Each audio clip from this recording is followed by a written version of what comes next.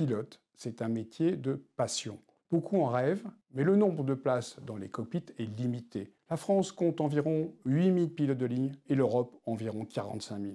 Les écoles européennes de pilotes forment environ 9000 pilotes par an. La croissance du transport aérien européen ne permet pas d'absorber la totalité des candidats au métier. Beaucoup obtiendront une licence professionnelle de pilote qui ne leur ouvrira pas la porte du métier dont ils rêvent. C'est pourquoi, avant de se lancer dans une formation privée de pilote, il faut donc analyser sa capacité non pas à réussir à obtenir la licence de pilote en sortie d'école, mais sa capacité à trouver un emploi dans une compagnie aérienne une fois détenteur de sa licence professionnelle.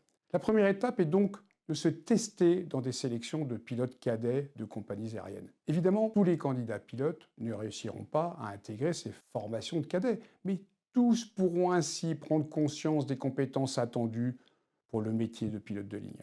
Si la marche vous paraît trop haute pour tenter les sélections de cadets des compagnies aériennes, vous devez alors vous interroger sur votre capacité à réussir des sélections en sortie d'école de formation initiale et donc à trouver un travail en tant que pilote de ligne.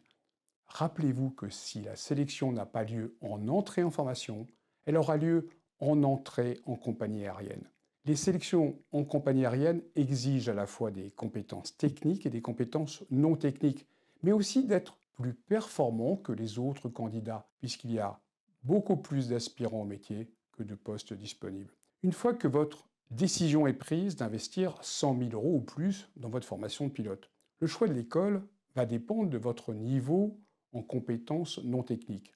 Posez-vous alors la question, avez-vous déjà acquis la capacité de traitement des problématiques complexes dans vos études ou votre expérience professionnelle? Si oui, la formation modulaire est adaptée à vous. Si vous n'avez pas encore acquis ces compétences non techniques, notamment parce que vous sortez du lycée, il vous faudra plutôt choisir la formation dite intégrée ou la formation modulaire accompagnée en ne lésinant pas sur la MCC.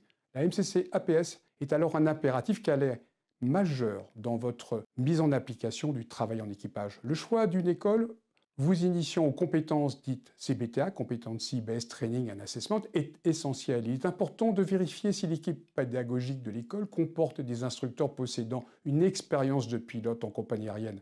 Renseignez-vous auprès des élèves en cours de formation dans l'école choisie sur l'ambiance, les retards de formation, le taux d'anciens élèves entrés en compagnie aérienne. Consultez et posez des questions sur le site aeronet-fr.org. Prenez contact avec les anciens élèves sur LinkedIn.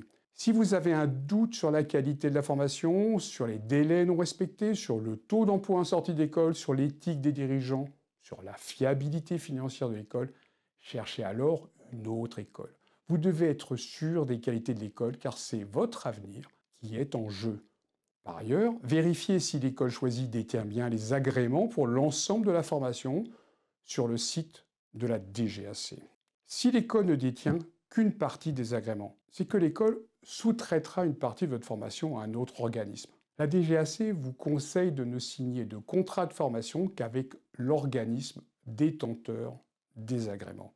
Rappelez-vous que le choix de l'école vous engage dans des dépenses autour des 100 000 € et que le changement d'école en cours de formation est le plus souvent compliqué, ne serait-ce que parce que les écoles vous auront fait payer une bonne partie d'avance. En effet, alors que la loi précise que les paiements des formations doivent avoir lieu en fonction de l'avancement des phases de formation, beaucoup d'écoles vous prélèvent mensuellement sur 18 mois. Ainsi, en fin de formation théorique, vous aurez payé le plus souvent 70% et parfois 100% de la totalité des frais de formation alors que vous n'aurez pas encore commencé à voler. Si l'école fait faillite ou si elle résiste au remboursement des frais de formation non encore délivrés, vous risquez de perdre votre argent ou de prendre des années avant de récupérer vos 100 000 €. L'APNA est à votre disposition pour vous conseiller. Une visioconférence d'orientation a lieu presque tous les mardis à 18h30. N'hésitez pas à vous inscrire afin de poser des questions, c'est gratuit. L'APNA est une association sans but lucratif. La centaine de bénévoles actifs sont des pilotes de ligne au service des futurs pilotes.